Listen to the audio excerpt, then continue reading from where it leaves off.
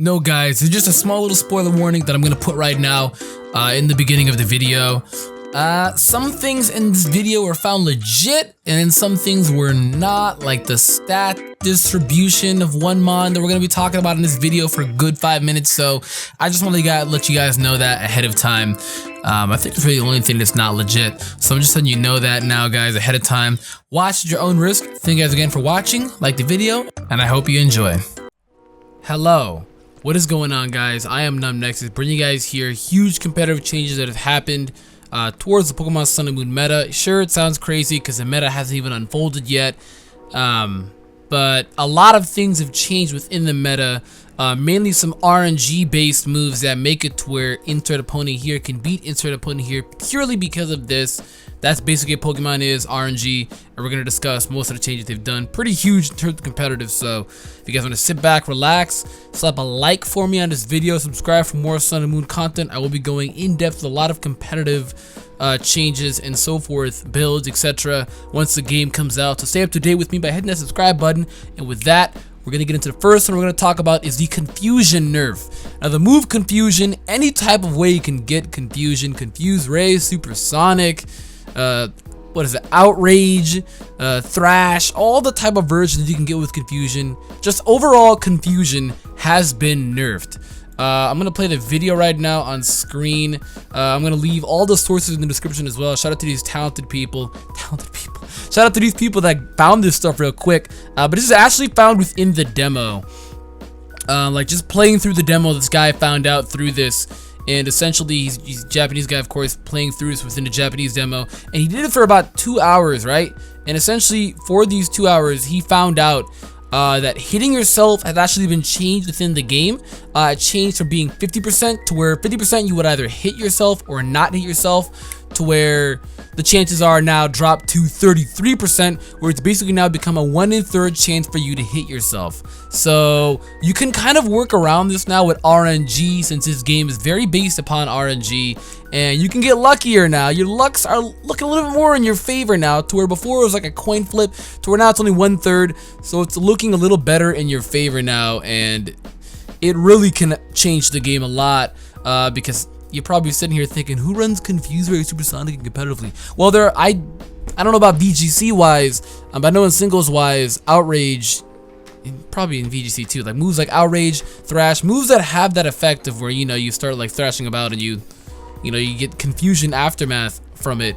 And now with this, Outrage RNG basically now falls within your favor now. So example, if you have like a +2 Dragon Dance sub Dragonite, which is a very common set, you simply can just go for Outrage, and when you're trying to clean up a team and they don't have a fairy type and it's gone and you clean up the team, you get that Outrage RNG from the Confusion, and sometimes you'll get hit so consistently. And I know a lot of Pokemon competitive players get so irritated by it because RNG is, I feel like every battler does not have good luck.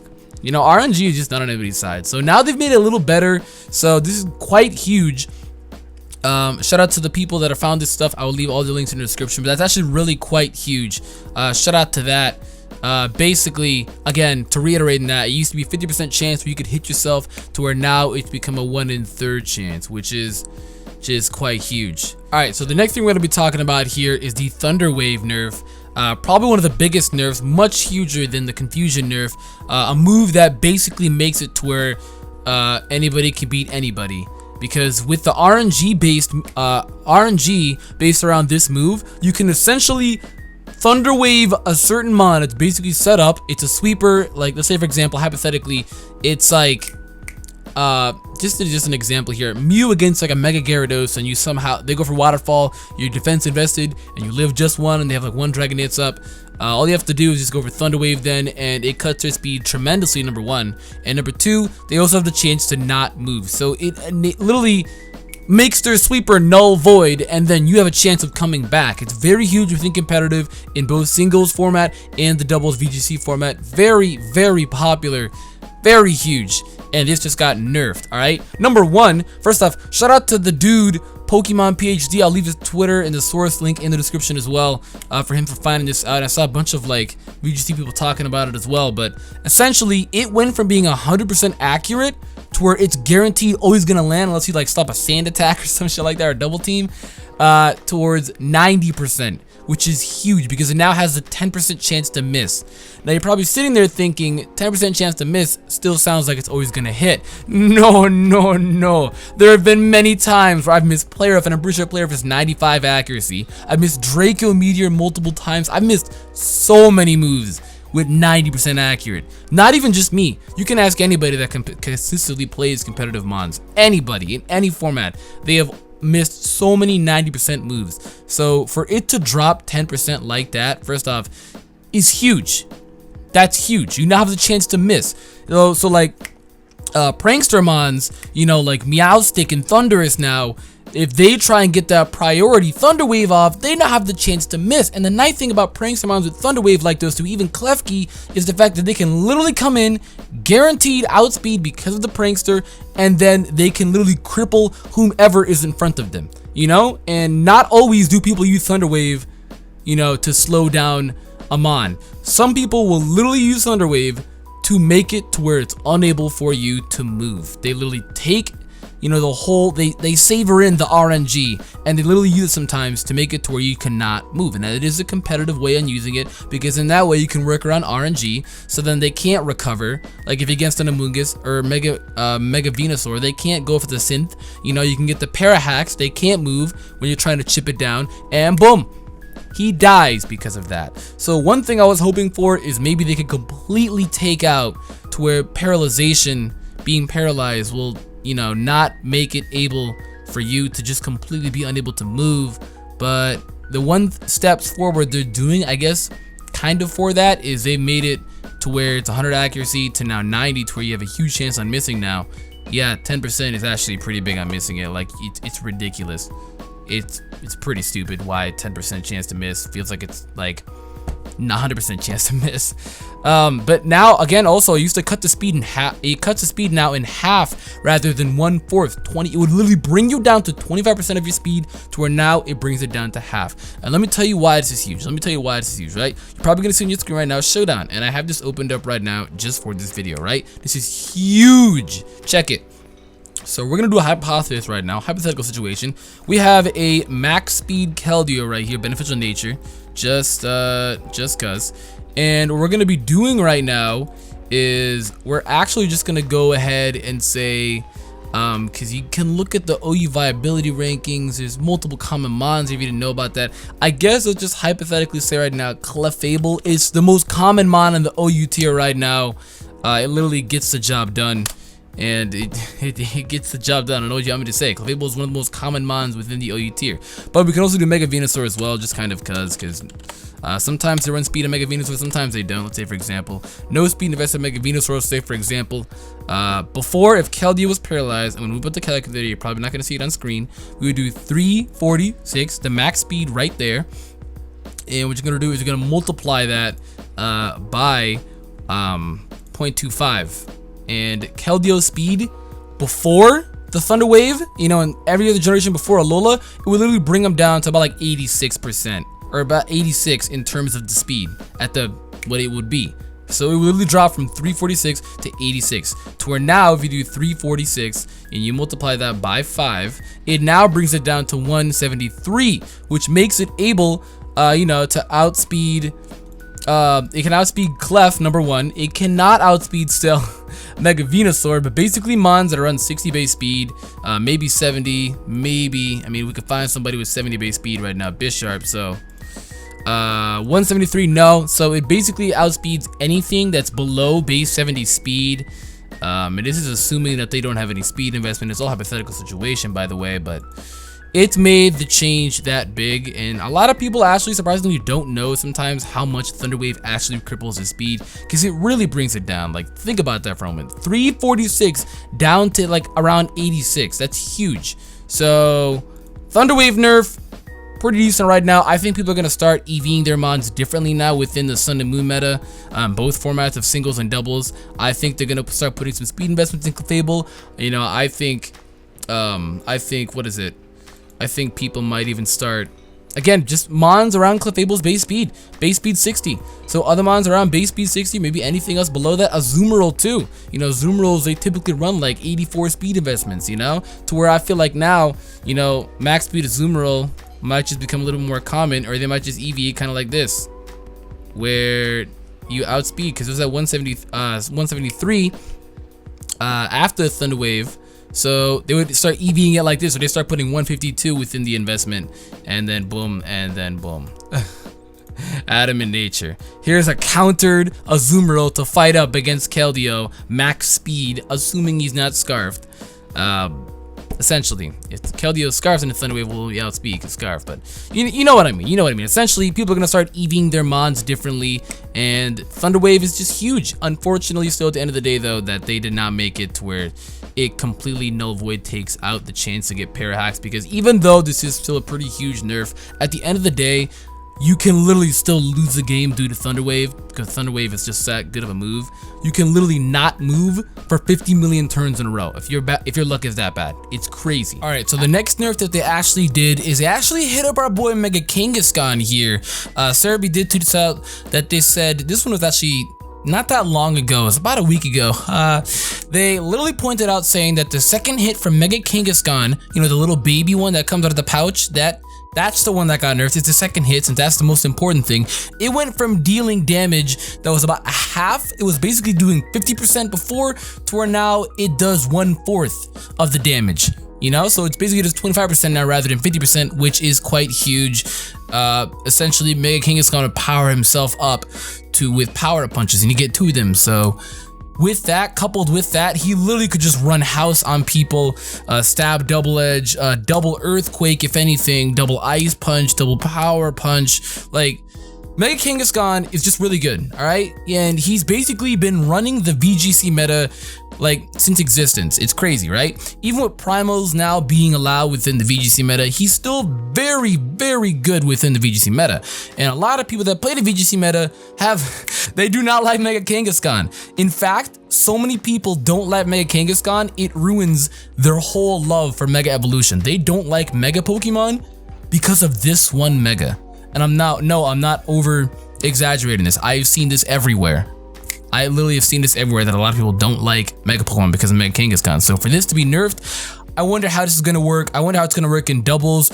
I'm pretty sure he'll still be very viable in doubles. It's not like it's going to kill the Pokemon. No, God, no.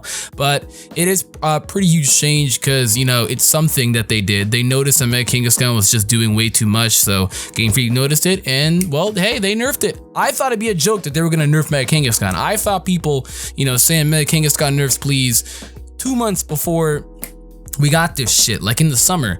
And I thought, they're never gonna nerf a Pokemon, are they? What? Won't they make something? Like, they nerf dragons by bringing out fairies. So I'm like, won't they do something for this? And then they actually nerfed the Pokemon. So, sorry, little baby Kangaskhan, you're gonna have to go right back in that pouch. But in singles, I have no idea if it's gonna work out. Maybe it'll bring him down from Ubers. I have the slightest clue. I'm just, you know, again, just hypothetically saying stuff right now. I have absolutely no idea if it's gonna bring him down or not, but hey, very interesting news. Shout out to Mega Kangaskhan nerfs. Hopefully now it's gonna allow other megas to kind of do some stuff, kind of get a little more limelight. Shout out to you boys, Mega Absol Squad. All right, now we're gonna talk about the last change that they have done within the competitive meta. Okay, so this one is actually quite, I want to say, moderately huge. We got Ash Greninja Stats supposedly based upon, and this is just to let everybody know and clarify, this is going based off of level 100, and this is going based off of perfect IVs and perfect EVs. So, or perfect IVs, I should say, perfect EVs and beneficial, it's just perfect EVs in the beneficial stats. So the ones where you see the high jumps and spikes, right now I essentially perfectly EV'd it to where it's 2v2 in special attack, 2v2 in speed, and there's also 2v2 in attack. So it was found in, this is how it was data mined in. So it was literally from the demo as well. They just got it from the demo. So the worst thing in the world. So yeah, we got a lot of things here. Ash Greninja seems to be a lot stronger than regular Greninja. This is a beneficial speed nature as well, so the beneficial attack nature isn't really there, but I feel like if it was there, then yeah, he would definitely have over 400 attack, like hands down easily. But essentially, I did a bunch of calcs as well, but let's talk about it first. So Ash Greninja has a pretty decent spike in terms of offensive power like against Greninja, you know, they're both studying frail. That's number one. So it sounds on paper very busted, but at the same time too, you can literally just kill this thing with like a flick of like Mach Punch. Since the nice thing about that, which I'm gonna talk about now, is regular Greninja gets Protean. There's a lot of controversy between Protean versus Battle Bond, and I think I'm gonna get out of the way. I'm gonna post some calcs on screen.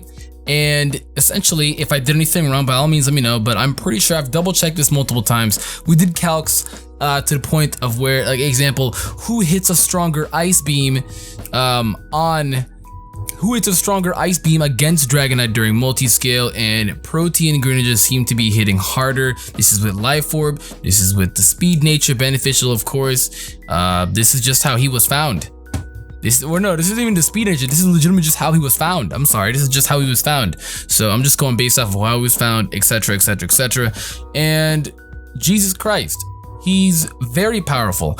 How he's gonna be versus regular Greninja, I actually have no idea. But the one thing he loses now having Battle Bond is that ability to change his typing. So example, he would be able to become example, and I've done this in the past before. I think I actually did this on Showdown in a match before X and Y came out, and they had all this stuff like this on Showdown. Unfortunately, no, Game Freak was smart enough though to scrub up the stats. It's only Ash Greninja is the only Pokemon so far where they found the stats. Otherwise, they were smart enough to scrub up the stats, and they were smart enough to scrub up the stats of all the other mons outside of Ash Greninja. So it seems like they don't really care about Ash Greninja, but what he loses with is, I've done this in tournament before, or more long term on Showdown. I use spikes against the Raikou because you obviously have to beat Raikou being 115 and Greninja is 122. I use spikes as he went for Volt Switch, but when you use spikes is a ground move. With that Protean ability, you can put up one layer of free spikes against the Raikou if it's not scarfed, and then you become a ground type and it null voids his electrical stab.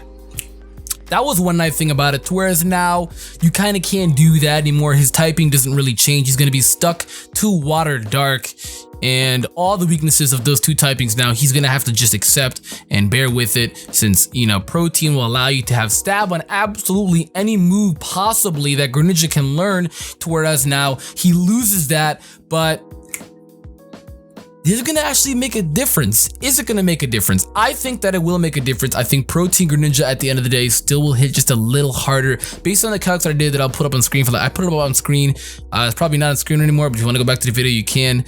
Based on the calcs, I'm assuming that, you know, based off the calcs, that Protean Greninja is still gonna be hitting just a little harder than Ash Greninja. They both have Life Orb, and I'm trying to see who hits a stronger Ice Beam on Dragonite.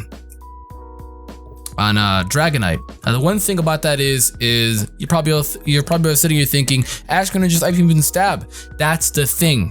Protean Greninja's Ice Beam becomes stab. Protean is the ability that makes you become the typing of whatever move you go for. That's why the regular Greninja is banned to Ubers at this very given moment. He's so good, he can literally change his typing multiple times, as many times as he wants. But the thing is, Ash Greninja can't do that, so Ash Greninja is going strict off of power. Another change they did as well is they made Water Shuriken, that priority signature Greninja move, special inside of Sun and Moon. That's going to be decent because you can see from special stat, it's clearly higher than the attack stat. I shouldn't say clearly because it's only by a smidgen. It's literally only by like 8 points. So what am I talking about? But that 8 points, you know, hey, it's something, you know, and it's still stab. That's number one. Number two, it's a good priority move now, 2 to 5 times. And with Ash Greninja, and only with Ash Greninja, Water Shuriken actually gets a buff in terms of power. Might be wrong there. I've heard that it gets a buff in power, but it would make sense since in the anime when he fought up against Alan, it was a stupid huge Water Shuriken, so that would make sense. And people have been saying that, you know, Water Shuriken gets buffed and stuff like that only through Ash Greninja. So that's a good priority move you can use there. You know, he's very, very fast and he's gonna be hitting very hard. I'd love to see how he's gonna work out within the meta, because right now Water Dark isn't the world's worst typing. Again, at the same time though, it isn't the world's best typing. He is weak to one of the best offensive typings and defensive typings. Fairy, number one, he's weak to fighting. He's weak to electric, grass, and he does resist. He's completely immune to psychic, and he resists like ice moves and steel. So there's that. There's definitely that. He has that bug weakness as well, which is really gonna cripple him from that, having that dark ability. So his move pool at the end of the day is still very wide. Of course, all of that can't become stab, but at the end of the day, he does have a pretty good move pool, so he can handle his own. I'd love to see how it's gonna work, and I just can't wait to use this guy in battle. And that's basically going to conclude this video. That's basically everything that has been buffed slash nerfed slash stats slash all of that. If anything new pops up, I will make sure to cover it, but I always put spoiler warnings at the beginning of the video. I know there's a bunch of other leagues out there that I will never make a video on. I don't really plan on making videos and stuff like that, because it's just, that's you can't go, you're too far in deep with that. You're too far. I accidentally saw them on Twitter. You're too far in deep within that. You're way too far in deep with that. But that's really gonna be it there for this video, guys. Of course, if you enjoyed, make sure to slap a like for me. It's gonna help out a lot. Subscribe for more Sunny Moon content. And with that, I'm gonna get out of here. Thank you for watching. I am Numbnexus. Goodbye.